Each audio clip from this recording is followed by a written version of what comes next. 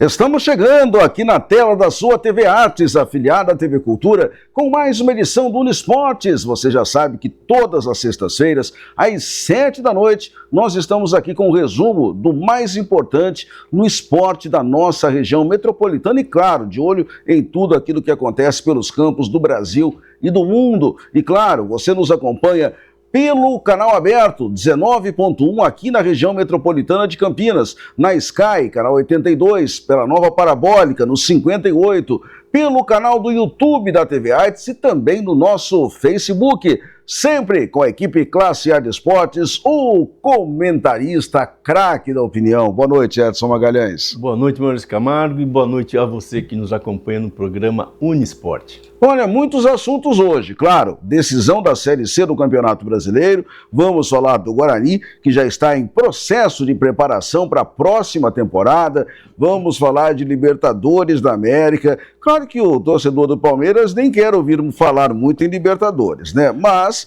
esses serão dos assuntos do nosso terceiro bloco. Vamos falar do Flamengo, do Atlético na Sul-Americana e também do vôlei e do basquete da nossa região. Mas começamos pela decisão da Série C. Londrina e Ponte Preta protagonizaram no último sábado, lá no VGD, estádio acanhado da cidade de Londrina, o primeiro jogo decisivo e os melhores momentos começam a rolar aí na sua tela. Ponte e Londrina não saíram do 0-0, Edson Magalhães. Um bom resultado para a Macaca fora de casa. Olha, Maurício, o Marcelo Fernandes ele já foi com esse objetivo, né? Ele colocou a Ponte de forma reativa para jogar, fez aquele 4-4-2 meio disfarçado com o retorno do Diego Tavares, né? E conseguiu sair lá de Londrina com um excelente resultado, Maurício. Temos que destacar também, não podemos deixar de destacar o comportamento da zaga da Ponte Preta, que foi muito bem, né? Tanto a zaga como o seu meio de campo. E o goleiro Diogo sempre um grande destaque do time da Ponte Preta. Então agora vem a volta, né, o jogo de volta, lá no Moisés Lucarelli e, né, possivelmente, quem sabe aí a Ponte se consagre a campeã da Série C. Bem, um detalhe importante desse jogo aí do último sábado, que nós continuamos acompanhando, é que os jogadores da Ponte que foram para lá pendurados, casos do Diogo Silva, do Luiz Felipe, do Elvis, do Arthur, ninguém recebeu o terceiro cartão amarelo. Então, todos em campo. E a grande novidade pode ser o Gé, que já treinou entre os titulares na quinta, também no apronto de sexta-feira. A pergunta é, e aí vem o feeling do Edson Magalhães, que costuma acertar todas. O Gé continua entre os afastados, ou seja, começa no banco, ou ele já volta à sua condição de titular? Maurício, eu tenho ouvido que o Gé entrará no banco, né? Ficará no banco e entrará depois. Você sabe que eu não sou muito favorável a essa escolha. Por quê? Porque, poxa vida, ele vai entrar, a hora que ele entrar no segundo tempo, em algum momento, né, da partida, ele estará frio, né? Então é um risco muito grande de ter novamente essa contusão. Já começando o jogo, ele vai aquecer junto com o time, né, já tem aquele aquecimento especial e ele entra a 100 por hora como os seus companheiros estarão. Então eu preferia que o Gé iniciasse o jogo, Maurício. Por falar em Edson Magalhães, nesse momento existe uma festa, né, entre os jogadores da Ponte, porque dois estão aniversariando nessa sexta-feira. Um deles é o Gé, com seus 26 anos, e o outro é o Anderson, completando 31 anos. Então, para os dois a festa já começa hoje, Edson. Mas devagar na festa. Acho que é melhor comemorar no sábado à noite, viu? Porque, né, você falou Gé, 26 anos, novo, hein, Maurício? Sim. Tem muito futebol para frente aí, um jogador interessante, um jogador que, sabe, ele sozinho ele consegue levar 2 marcadores, né? E vai ser muito útil aí para a Ponte Preta, caso ele entre no jogo, né, que certamente será um jogo muito bem disputado, com o time do Londrina, é um time organizadíssimo, mas assim, estamos aí torcendo para que a Ponte leve esse título. Bem, ingressos e torcida. Nós não teremos a exemplo do que a gente mostra semanalmente, né, o número de torcedores que a Ponte coloca. Vocês se lembram que na semana passada trouxemos o público do derby, 17.363. Não teremos um público como este no jogo desse sábado. E por que não?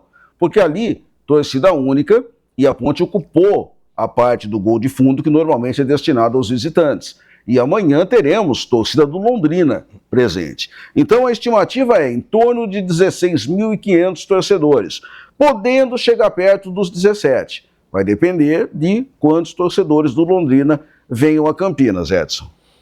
Maurício, eu já ouvi falar que torcedores do Londrina acho que não virão a Campinas dessa forma como estão falando. Eu acredito que venham uns 500, 600 torcedores, né? Para torcer Londrina, lógico, e que seja a paz, né?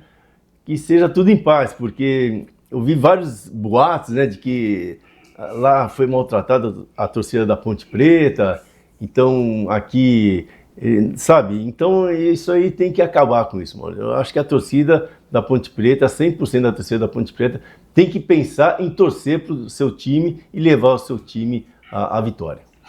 O grande questionamento nessa questão de torcida é que no jogo de Londrina, no último sábado, nós tivemos parte da torcida da Ponte não podendo adentrar ao estádio, ao VGD, no início da partida. Tá? O policiamento militar de Londrina segurou alguns dos ônibus que levavam os torcedores, sobretudo o das organizadas, os ônibus das organizadas, e inclusive, a princípio, mandaram esses ônibus de volta para Campinas. Aí, claro, eles não voltaram para a estrada, ficaram num determinado ponto lá da cidade, e no início, ou melhor, no intervalo, antes do início do segundo tempo, somente aí é que esses torcedores da Ponte puderam adentrar ao estádio. Só estavam os pontepretanos que não eram ligados à torcida. E mesmo assim, esses que entraram minutos antes de a bola rolar.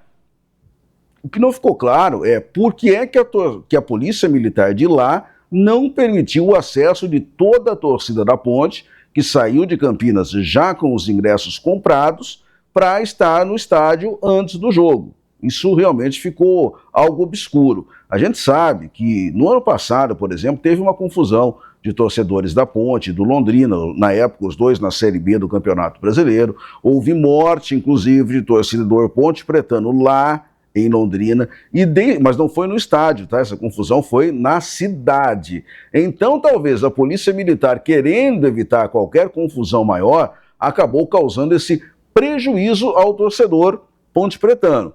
E muito se falou ao longo dessa semana que pode haver alguma revanche aqui em Campinas, e isso efetivamente pode afugentar esse torcedor. Só que quem causou o problema lá foi a Polícia Militar. A Polícia Militar daqui não tem absolutamente nada a ver com a Polícia Militar de lá. E a torcida da Ponte Preta, menos ainda, porque não foi ela que causou, ela pode ter sido vítima, mas não foi ela que causou o problema. Então, sinceramente, eu acho que nós podemos ter uma decisão tranquila com relação a isso. Maurício, rezar para que tudo corra bem, sem violência, né? Que tenhamos somente festas e que nem, como você citou, o grande problema foi a própria polícia, né? De agir de forma bem proativa, né? Para que não aconteça nada, né? Que nem no caso lá em Londrina, eles foram muito proativos com a torcida da Ponte Preta para, sabe, assim, evitar tumultos. Então esse que é o grande problema, Maurício. A polícia tem agido de forma muito proativa, né? Tanto que nos estádios somente uma única torcida aqui em São Paulo. Então mesmo o problema é que a própria torcida também tem que ajudar a polícia militar, né? O que acaba não acontecendo, é muito difícil isso acontecer, da torcida ajudar. Mas assim, o trabalho que eles fizeram é um trabalho para proteger aí os torcedores que vão ao estádio. Bem, com relação ao time, excetuando-se essa questão do Gé começar no time ou começar no banco, os 11 devem ser os mesmos dos últimos jogos, do jogo de Londrina, do derby e de outros jogos aí. Diogo Silva, Pacheco, o Anderson, como ele quer ser chamado, Simon e Arthur, Rodrigo Souza, Luiz Felipe e Elvis, Diego Tavares, Toró e Bruno Lopes com aquele ou do Gé aí no ataque. É o melhor time que a Ponte tem no momento, não é, Edson? Maurício, se o Gé entrar em campo, é o melhor mesmo, né? Já com o Diego Tavares, cai entre aspas, né? Porque o Diego Tavares vai ajudar ali na marcação no meio de campo. Ele acaba ficando o quarto homem do meio de campo para poder marcar. Mas se a entrada do Gé ser confirmada, é o melhor time da Ponte Preta, é o time que vem aí dando ótimos resultados para a Ponte Preta. Edson Magalhães, você tem uma ótima memória, uma prodigiosa memória. Quem é o atual campeão da Série C do Campeonato Brasileiro? Maurício. Não sou o Edson, mas a maioria dos torcedores não vai se lembrar, a não ser a torcida do Volta Redonda. Volta Redonda. O Volta Redonda é o atual campeão brasileiro da Série C. Confira todos os campeões da Czinha do futebol brasileiro aí na sua telinha. Então, olha só, Campeonato Brasileiro da Série C tem no Volta Redonda o campeão de 24, o Amazonas, o de 23, o Mirassol foi o campeão de 22, o Ituano em 21, o Náutico, que chegou perto, esse ano foi o campeão em 19, e o Vila Nova em 2020. Aí a gente vê toda a coleção dos campeões desde 1981, quando o Olaria foi campeão. Você lembra do Olaria ainda, Edson? Olaria, dava trabalho para os times grandes lá, né? Colocava uma retranca ali no Maracanã e... Então, olha só, a União em 88 também já foi campeão, União de Araras. O Novo Horizontino, olha, ele ganhou lá em 94, o 15 de Piracicaba ganhou em 95, o Paulista de Jundiaí foi campeão em 2001. Olha lá, em 2004, conhece esse time? Esse Fluminense é o do Rio? O Fluminense do Rio. Lembra aquela história que o Fluminense foi da C para A direto, não disputou a B? Ele caiu para a Série C e disputou em 99, foi o campeão.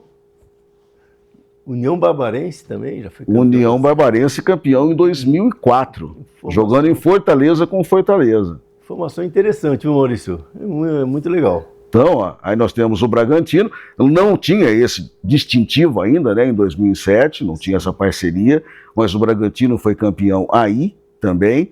Depois a gente tem o Oeste campeão em 2012, Oeste que está sem sede por enquanto para a temporada que vem, os campeões paulistas, né, digamos assim. Então, amanhã nós vamos conhecer um novo campeão, porque nem Ponte nem Londrina tem ainda esse título de Série C. Viu, Maurício? Só destacar aqui, olha o Joinville. O Joinville era uma potência do futebol catarinense, né? Era uma potência, era Joinville, aí depois vinha Criciúma, aí vinha os outros. Figueirense, Avaí, né? O Joinville era uma potência, né?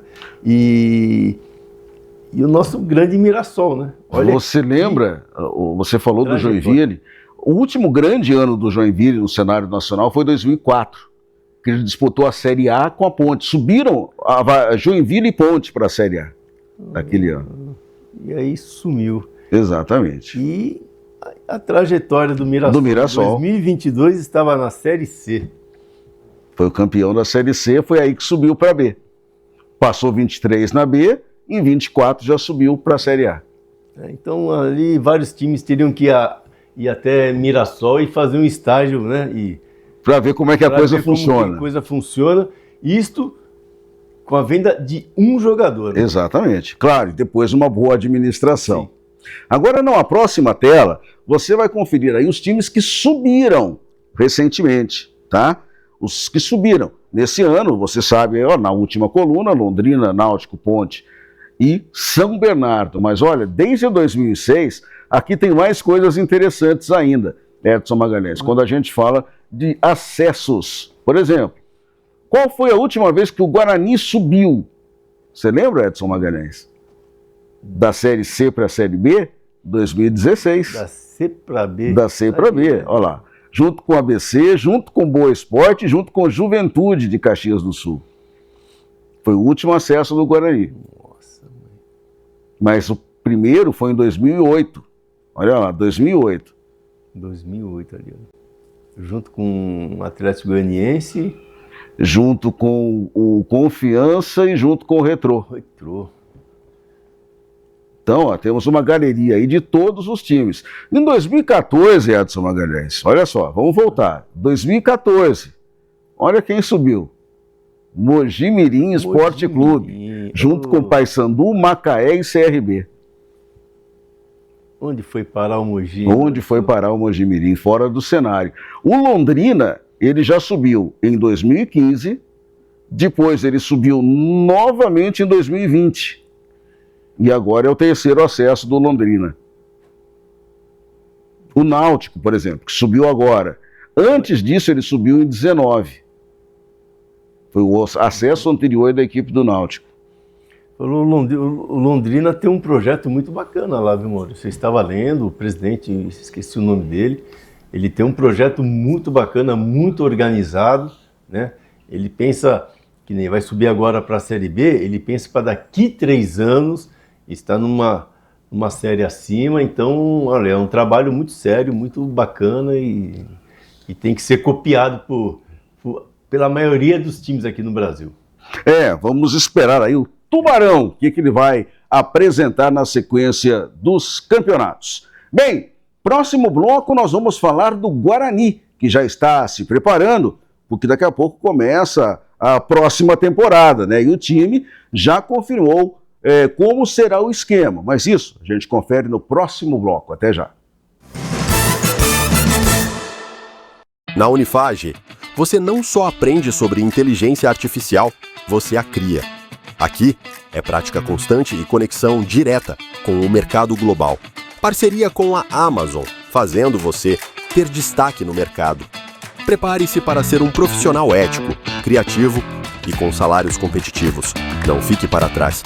A inteligência do futuro espera por quem tem coragem de liderar. Unifage, inovação que transforma.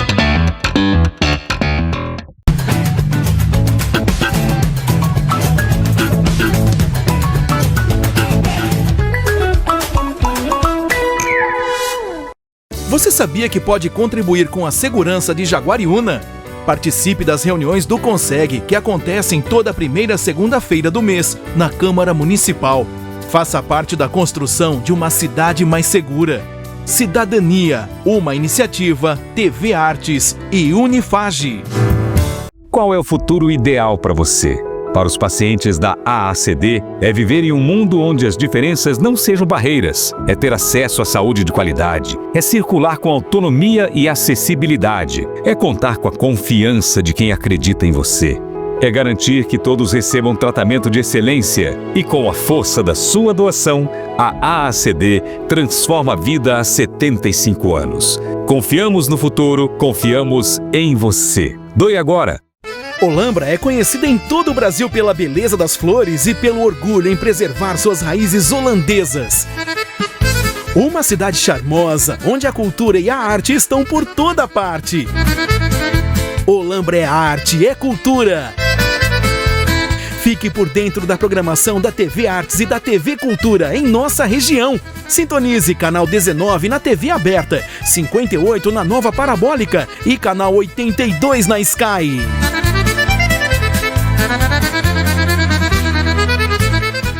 Sabe qual é o segredo das mulheres que estão conseguindo emagrecer de graça? Elas ligaram e adquiriram o Glicotrate numa condição única. 70% de desconto para você nivelar sua glicemia e mandar embora o fantasma da diabetes. E o emagrecimento vem junto, mas de graça, sem tirar nenhum real do bolso. Ligue e garanta o seu.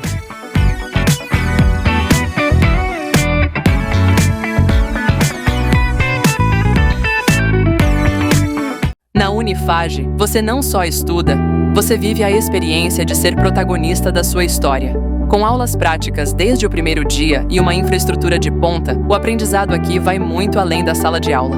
Tecnologia, inovação e um time de mestres que inspiram. Com ensino por competência, conexões globais e certificações intermediárias, a Unifage te prepara para o mundo real. Unifage, mais que educação, uma jornada transformadora.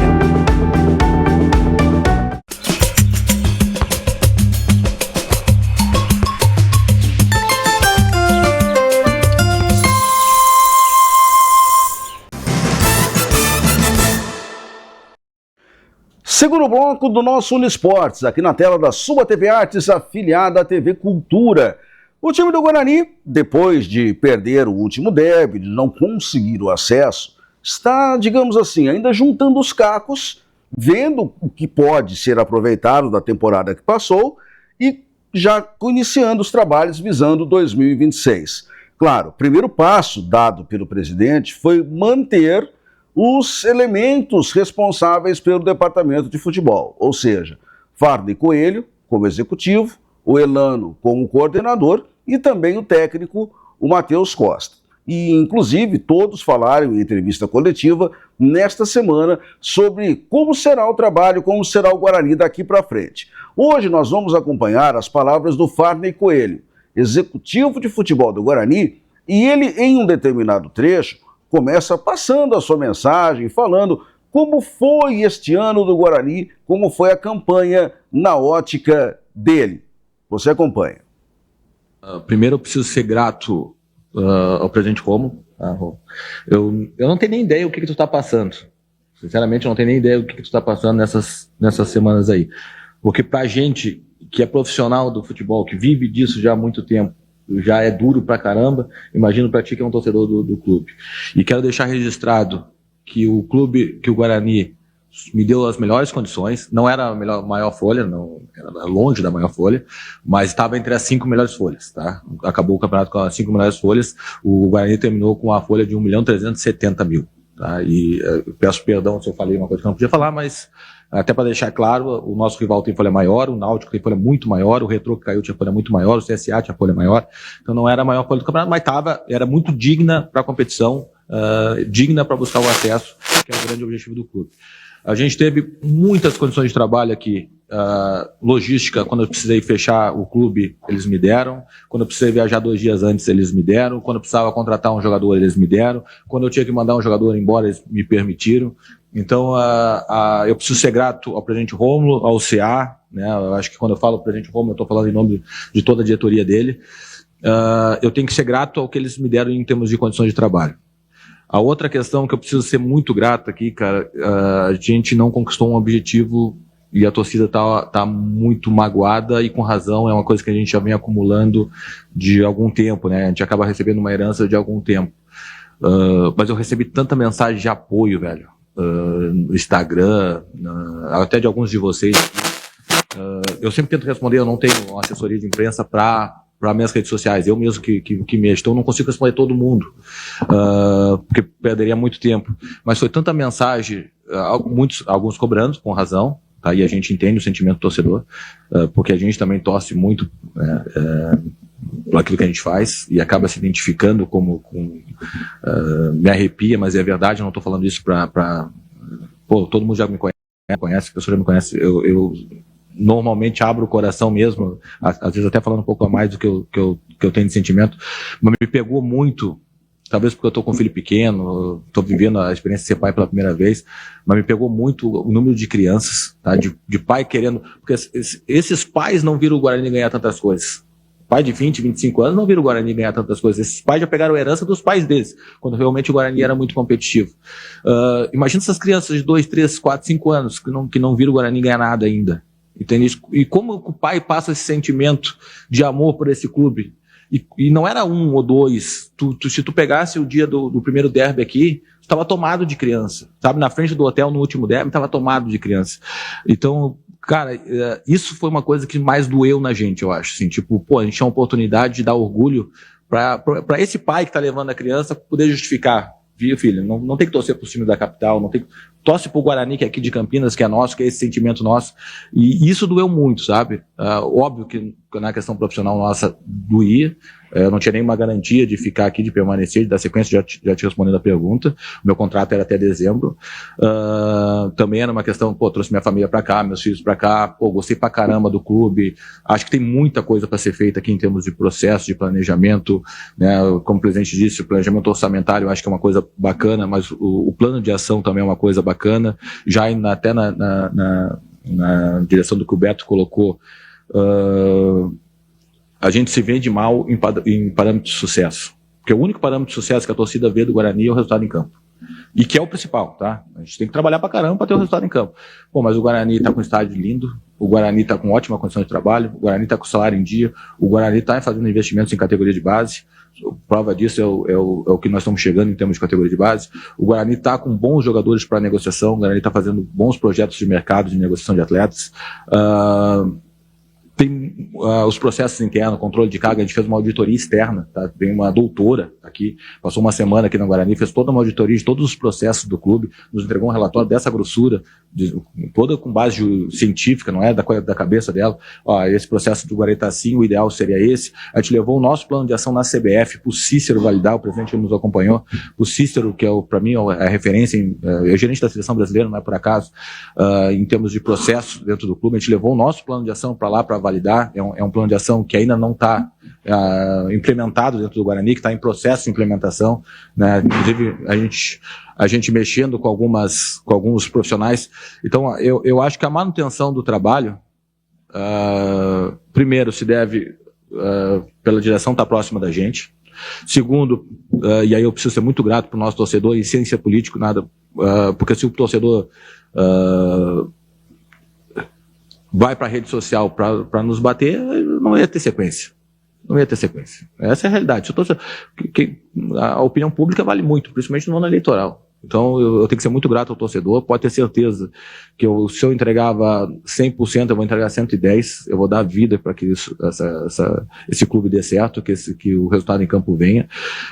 Vou melhorar, é um compromisso que eu tenho, porque tá sobre a minha alçada, melhorar, deixar mais claro, mais transparente nossos processos internos, até para entender os parâmetros de sucesso que a gente está traçando, sabendo que o principal é o resultado em campo. Não tem. O que vai validar o nosso trabalho, se é bom ou não, é o resultado em campo. E o resultado em campo, apesar de a gente ter em torno de 55%, 60%, eu não tenho números exatos, eu acho que é 55%, não foi o suficiente. A gente foi contratado para subir o Guarani e a gente não subiu. Então a gente precisa primeiro pedir desculpas. Não dá desculpa nenhuma de faltou isso, faltou aquilo. Não, realmente a gente não alcançou aquilo que a gente buscava. Sabe o que tem que fazer para melhorar e tendo a confiança de todo mundo, da direção, do torcedor, do CA, a gente tem certeza que a gente pode fazer melhor do que a gente fez. Bem, nessa mensagem inicial do Fadler, deu para tirar alguns detalhes importantes.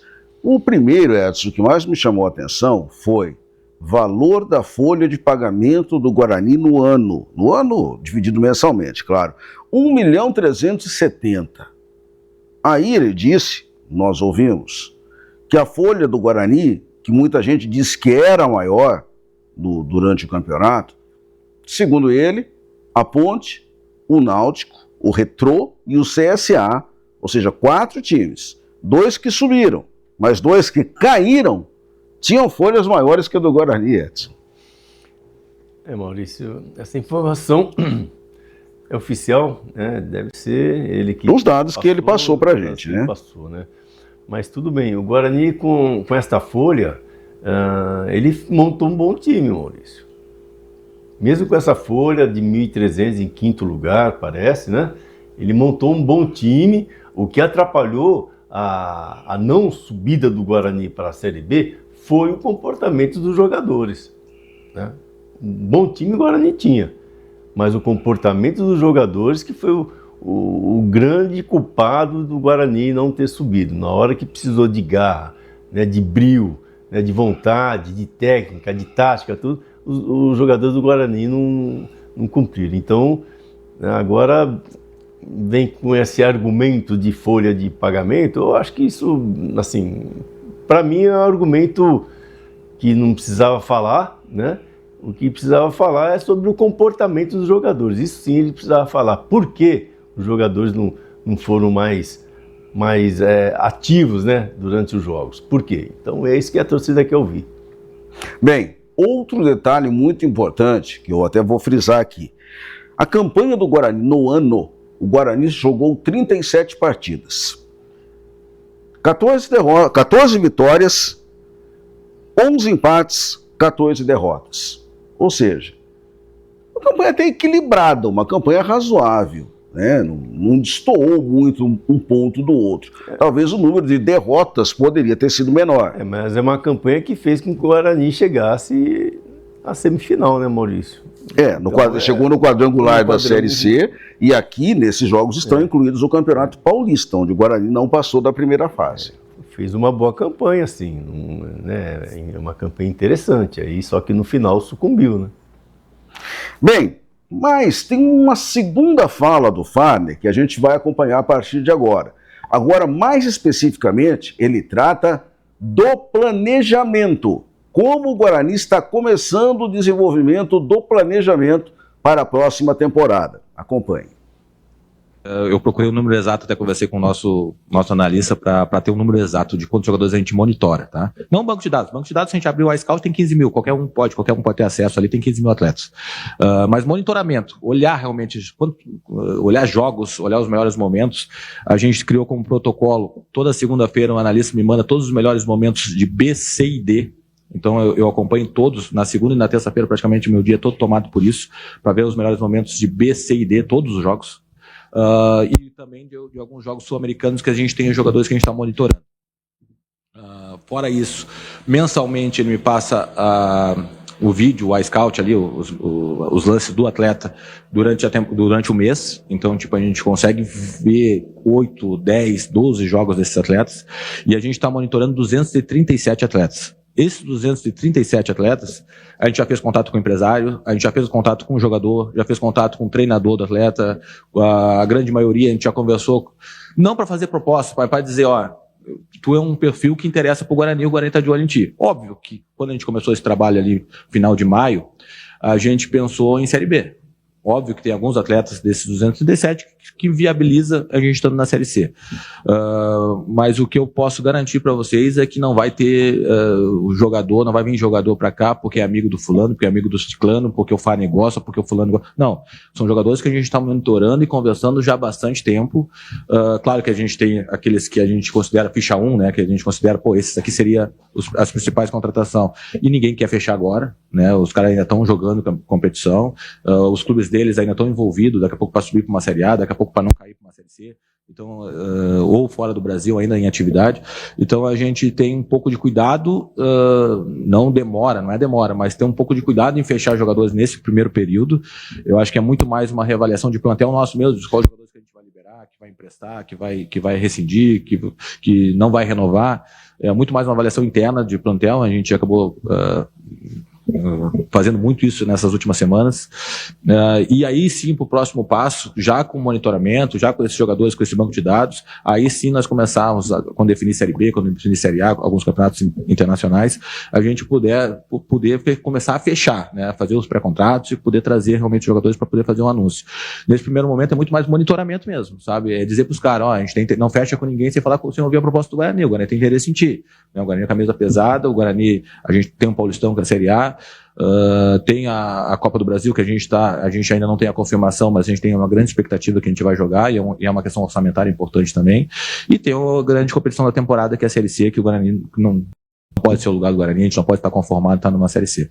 Então a gente tem hoje 237 jogadores que são monitorados, e muito provavelmente essa base aí de time venha desses jogadores que a gente... Edson Magalhães, na sua época, quando você estava ali dentro das quatro linhas, era muito mais difícil, né?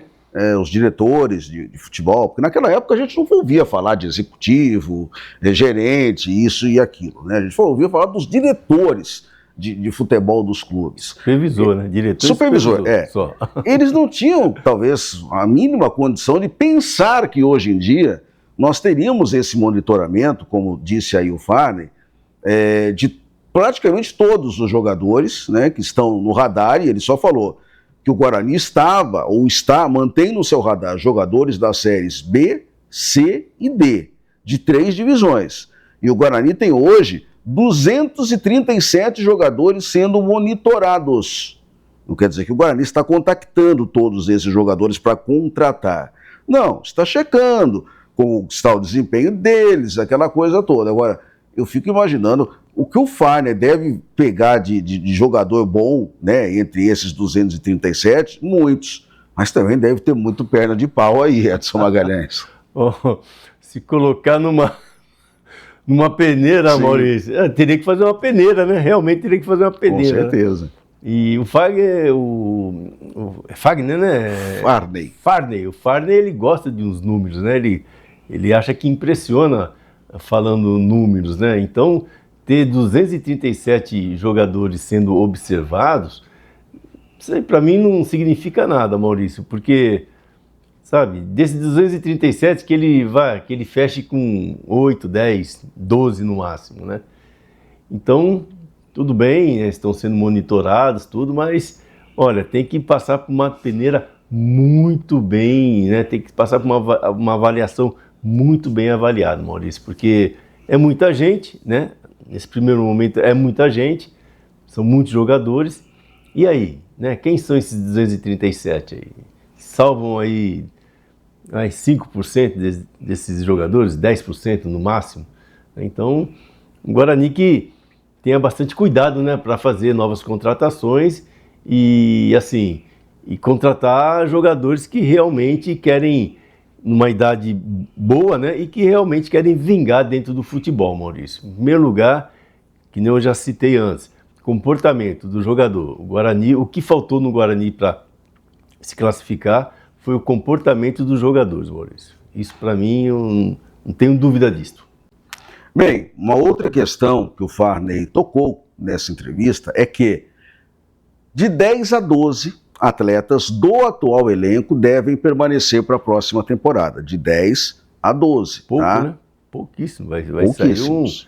Vai sair um caminhão lá, hein? Isso quer dizer que daqueles que têm contrato até 26, 27, tem gente ali que tem contrato até 28, caso do Emerson, teremos jogadores que não ficarão no brinco de ouro da princesa. E jogadores que têm contrato terminando agora, no fim de outubro e começo de novembro, dependendo da avaliação, podem ficar também. Então não quer dizer se o contrato está acabando agora, necessariamente o jogador vai embora, e porque ele tem um contrato mais longo, necessariamente ele vai ficar.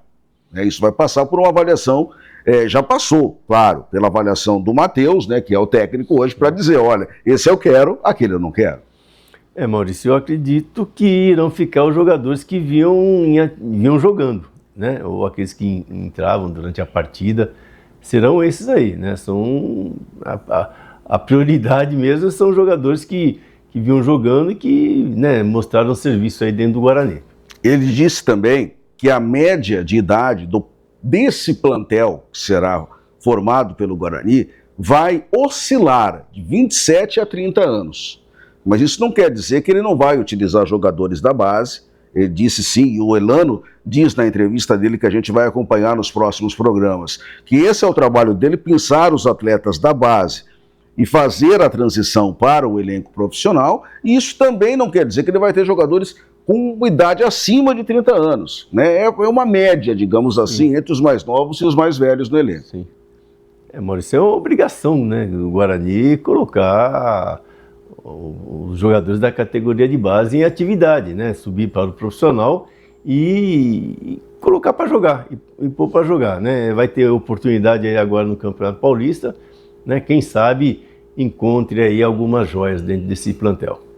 Bem, na segunda-feira vai acontecer uma reunião do Conselho Deliberativo do Guarani, é uma reunião extraordinária. Essa reunião para tratar única e exclusivamente de um dos assuntos mais falados pelos lados do Brinco de Ouro, ou seja, a SAF. Mas essa reunião não tem o poder de aprovar ou reprovar, ela somente vai dar um parecer favorável ou desfavorável à famosa SAF, Edson Magalhães. Nós já conversamos bastante sobre isso, né, Maurício? Eu acho que a SAF, sabe, sem SAF ou com SAF, o trabalho tem que ser organizado e honesto, né? Então, para mim, a SAF não significa nada, né? Porque nós temos um grande exemplo que é o Vasco da Gama, né? Que virou SAF e olha o vexame. Então, eu quero que, né, todos nós, todo torcedor, quer que o Guarani seja bem administrado, né, Maurício? É isso que a gente quer, sendo ou não SAF. Bem, um detalhe importante. Nós falamos aqui na semana passada, e eu volto a repetir, o Guarani terá eleições em dezembro. O presidente Rômulo Amaro vai ser candidato à reeleição pela chapa da situação. Mas nós devemos ter pelo menos mais 2 candidatos ou 2 outras chapas nesse processo nas eleições do Guarani.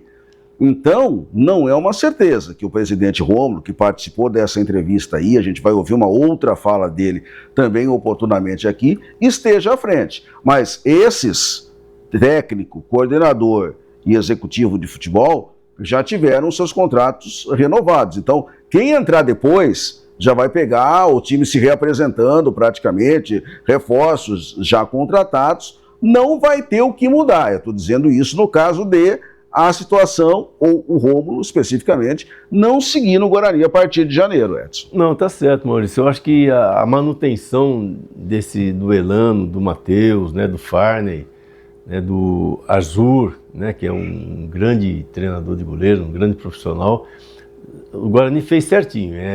Essa turma tem que ficar, né, porque já conhece o Guarani e a tendência é fazer um trabalho bem melhor do que foi feito, Maurício. Exatamente. Se fosse começar tudo do zero, seria bem mais trabalhoso. E outra coisa, Edson, quando a gente falou da folha, e o Farney citou ali números, vale a pena lembrar o seguinte: o Guarani teve uma folha deste tamanho porque o primeiro elenco contratado para Paulistão e Série C não funcionou. Aí o Guarani teve que contratar outros, né? E o que tinha no mercado. No início nós conversamos bastante sobre isso, né? Até destacávamos aqui no programa, a média de idade do Guarani no início era 22, 23 anos, né? Falei, meu Deus do céu, vai disputar um campeonato, né, que só tem cobra criada, né? Então, tanto que, a hora que chegou a nova comissão, a coisa foi mudando e criou uma média entre 27, 28 e 30 anos, né, Maurício? Então, o time melhorou, né? Só não subiu porque faltou um comportamento mais incisivo, né, dos jogadores do Guarani. Bem, daqui a pouco no terceiro bloco tem vôlei, tem basquete, Libertadores, Sul-Americana, enfim, não saia daí porque nós voltamos já já. Na Unifage, você não só aprende sobre inteligência artificial, você a cria. Aqui é prática constante e conexão direta com o mercado global. Parceria com a Amazon, fazendo você ter destaque no mercado. Prepare-se para ser um profissional ético, criativo e com salários competitivos. Não fique para trás. A inteligência do futuro espera por quem tem coragem de liderar. Unifage, inovação que transforma.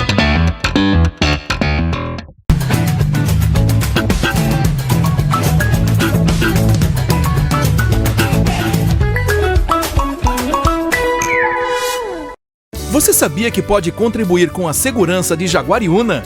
Participe das reuniões do Conseg, que acontecem toda primeira segunda-feira do mês, na Câmara Municipal. Faça parte da construção de uma cidade mais segura. Cidadania, uma iniciativa, TV Artes e Unifage. Qual é o futuro ideal para você? Para os pacientes da AACD, é viver em um mundo onde as diferenças não sejam barreiras, é ter acesso à saúde de qualidade, é circular com autonomia e acessibilidade, é contar com a confiança de quem acredita em você.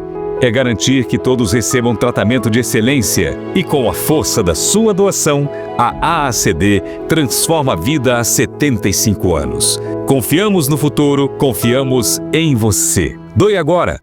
Olambra é conhecida em todo o Brasil pela beleza das flores e pelo orgulho em preservar suas raízes holandesas. Uma cidade charmosa, onde a cultura e a arte estão por toda parte. Olambra é arte, é cultura. Fique por dentro da programação da TV Artes e da TV Cultura em nossa região. Sintonize canal 19 na TV aberta, 58 na nova parabólica e canal 82 na Sky.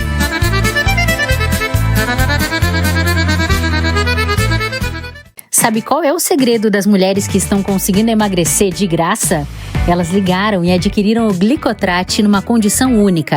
70% de desconto para você nivelar sua glicemia e mandar embora o fantasma da diabetes. E o emagrecimento vem junto, mas de graça, sem tirar nenhum real do bolso. Ligue e garanta o seu.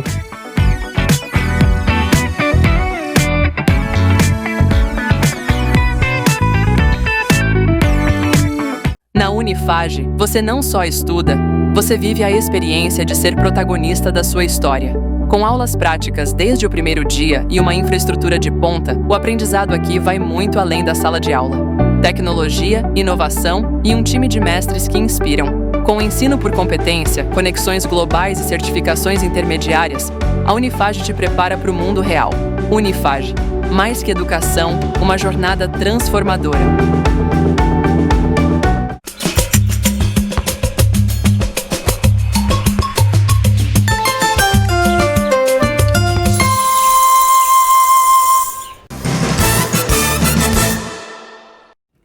De volta para o terceiro bloco aqui do nosso Uniesportes. E vamos voltar com a bola do voleibol. O Campinas estreou na Superliga e com uma incrível tranquilidade na noite desta quinta-feira no ginásio do Taquaral. Um dos melhores momentos já aí na sua telinha. A vítima da vez foi o Monte Castelo. 25-15, 25-13 e 25-23. Uma boa, digamos assim, um bom cartão de visitas para esse time que, na semana passada, quando nós comentávamos aqui, Edson, ia decidir o Campeonato Paulista. E decidiu com outra vitória de 3-0, né? Tranquilo, venceu os 2 jogos por 3-0 e uma semana depois já estreando na Superliga. Maurício, nós estamos falando de um time monstruoso, né? Um time que entra para ser campeão de tudo.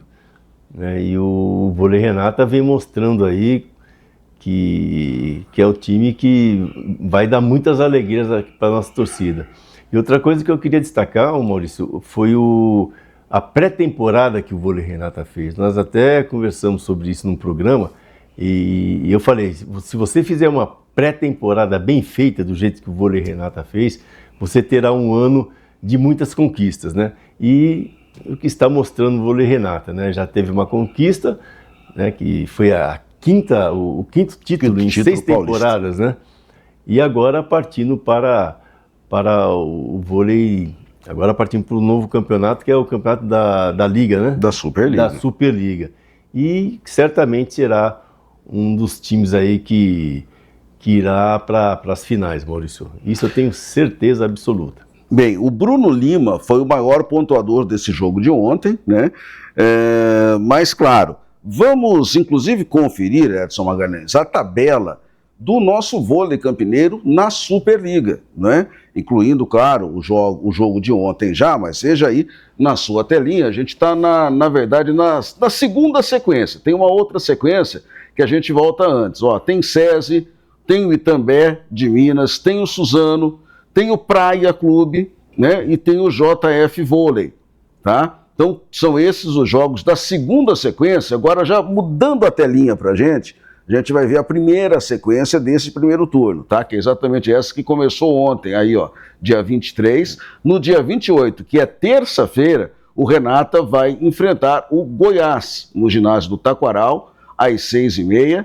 Edson Magalhães vai estar presente. Depois, no outro sábado, vai jogar lá em São José dos Campos, tá? Com o Viapol, fora de casa.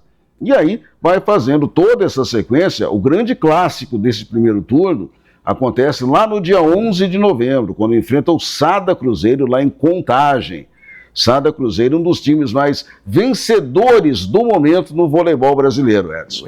O Sada Cruzeiro é a pedra do sapato do Vôlei Renata, Maurício. Certamente será um jogão e vamos torcer para que o Vôlei Renata consiga mais uma vitória. Bem, ainda no esporte campineiro, destaque também para o basquete, porque o basquete feminino está jogando nesse exato momento contra a equipe do Santo André, lá em Santo André. Vem de uma vitória em casa, diante do SESI, e agora enfrenta o Santo André para fechar essa fase que no campeonato é chamada de fase de realinhamento, e com perspectivas de trazer uma vitória hoje também. Sim, Maurício, o basquete feminino está muito bem, fez uma bela contratação que foi a Joyce, a armadora, e ela com a Brenda estão fazendo lembra aí, Pelé Coutinho, viu, Maurício? Tanto que a Brenda no último jogo foi a cestinha do jogo em virtude da categoria aí da Joyce.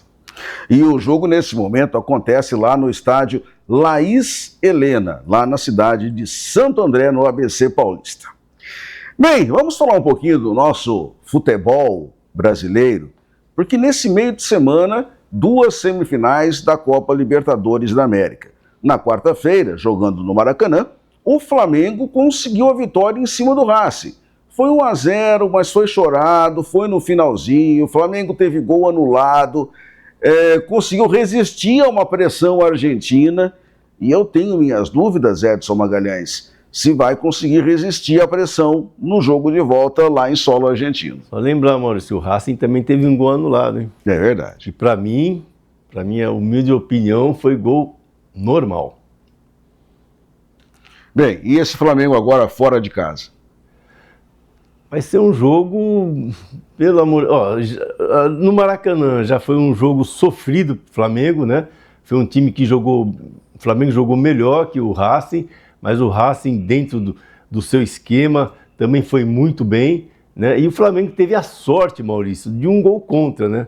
O Carrascal bateu, a bola ia, acho que ia fácil para o goleiro, acabou batendo na perna do zagueiro e entrou. Então, foi um jogo que, tanto que a torcida do Flamengo nem vaiou, né? Olha que interessante, a torcida do Flamengo nem vaiou porque viu a dificuldade que o Flamengo teve para ganhar esse jogo. Agora lá, Maurício, vai ser um problemaço pro Flamengo, viu? Vamos ver. E vai faltar Pedro, né? Sem Pedro. Sem Pedro. Esse que é o grande problema também. É mais um jogo que a gente não tem nem como, né, cravar o resultado. E só lembrando que 1 ano atrás, nas coincidências do futebol, esse Racing estava disputando a Sul-Americana e fez uma semifinal com o Corinthians. Lembra-se disso? O trabalho que o Corinthians teve com o Racing em São Paulo e também jogando lá na Argentina. Quer dizer, por aí dá para ter uma ideia do que espera o Flamengo jogando lá no El Cilindro. E esses times, Maurício, não só esses times, né, da Argentina, do Uruguai, da América do Sul aí, o comportamento deles, eles podem estar mal no campeonato regional, mas chega em Libertadores... Se transforma. Então, se tornam times difíceis de serem batidos. Bem, o Palmeiras jogou ontem 3-0 para a LDU no primeiro tempo. Meus amigos, Palmeiras tomou 3-0 no primeiro tempo, não teve reação. Na etapa complementar esperava-se que com alterações, com o dedo do técnico, o time pudesse reagir. Ele reagiu a ponto de não tomar mais gols, mas também não fez.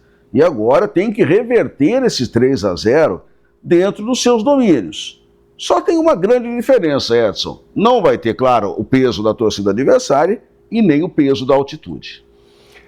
São adversários importantes aí, mais o peso da altitude, né, Maurício? Porque correr, olha, é difícil.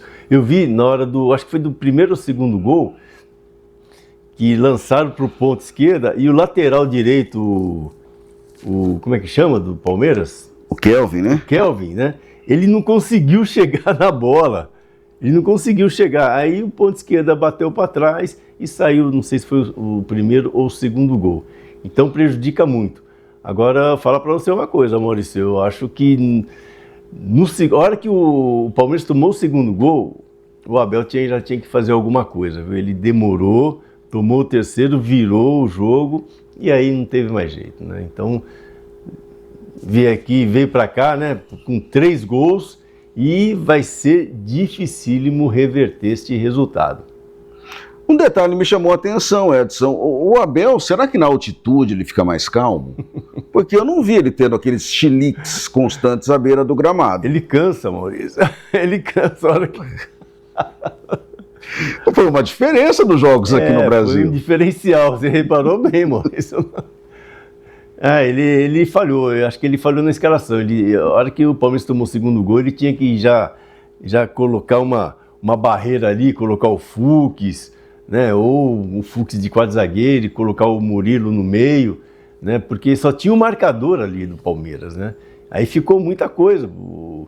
O pessoal que jogou ali não são marcadores, né, são todos armadores. Mas para marcar firme, dar carrinho, só tinha um, né. Então, acabou dificultando aí, o Palmeiras conseguiu tomar 3 gols, né, que será bem difícil reverter esse resultado aqui no Brasil, Maurício. Edson, só um outro detalhe para a gente fechar o papo do Palmeiras. Numa semana, o Palmeiras tomou 6 gols. Ele já tinha tomado 3 do Flamengo pelo Campeonato Brasileiro, lá no Maracanã. Agora mais esse sapeca da LDU. Tudo bem, o Palmeiras tem condições, tem jogadores, tem elenco, enfim, isso não falta para o Palmeiras. Aliás, eu acho que esse elenco que jogou ontem, ninguém vai jogar no fim de semana, né? Porque tem que dar uma folga para essa rapaziada. Ou é melhor jogar? Não. Tem não, que... né? O Palmeiras tem peças de reposição, Maurício. Então, tem ótimas peças de reposição e tem tudo para poder ganhar aí o próximo jogo. O problema é o Carlos Miguel, né? Que o pessoal já está pegando no pé dele. Né, 2 partidas, 6 gols, né, se você avaliar, analisar bem, friamente, ele não teve culpa nos gols, né, então foram gols que, tudo ali na cara dele, mas continua Carlos Miguel, que eu vejo um baita de um goleiro, 26, 27 anos, tem muita coisa ainda para, né, tem muito futebol ainda para dar para o Palmeiras. E muita gente, inclusive na internet, nas redes sociais, dizendo, mas o Carlos Miguel... não é mais o mesmo. Não, eu acho que, primeiro, a culpa não foi dele, né? Que o Palmeiras tomou 3 gols ontem e nem os 3 gols no domingo. Então, vamos lá. E outra, ontem, se a gente analisar profundamente, o Carlos Miguel evitou que o desastre fosse pior. No início do jogo ele fez 3 defesas ali, defesaças, né? Então, assim, não tem culpa nenhuma, né? O momento aconteceu, o time não foi bem em geral, e acabou estourando no Carlos Miguel, né, Maurício?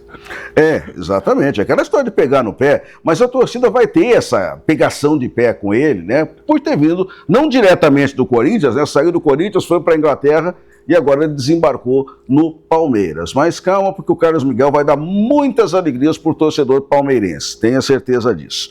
Na Libertadores, Edson, só tem um brasileiro disputando, é o Atlético Mineiro, empatou fora de casa terça com o Independiente del Valle, mas teve problemas com a arbitragem. Vocês pensam que é só aqui no Brasil que a arbitragem é complicada? Lá fora também, no terreno sul-americano também. E o Atlético decide na próxima terça, né, lá na sua arena, se vai para a final da Sul-Americana, Edson.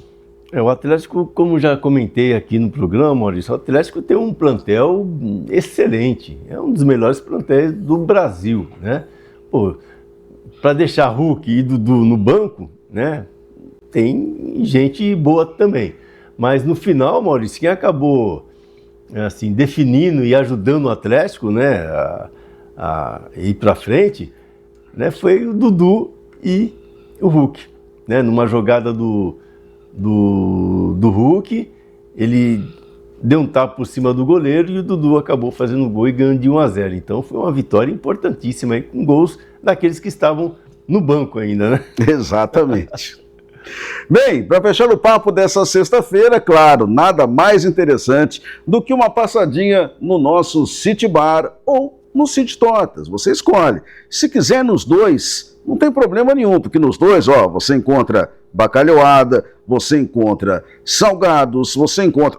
Olha esse bacalhau, Edson Magalhães, com vinho ali, com as taças de vinho na mesa. Olha a sobremesa. Gostas, Edson Magalhães, de um pastel de Belém? Almocei com o Jota, quarta-feira, Maurício. Muito bem. Bom, muito bom. A companhia agradável. Tem muitas histórias, viu? Tem muitas histórias. Quando for lá tem que ir com um horário bem...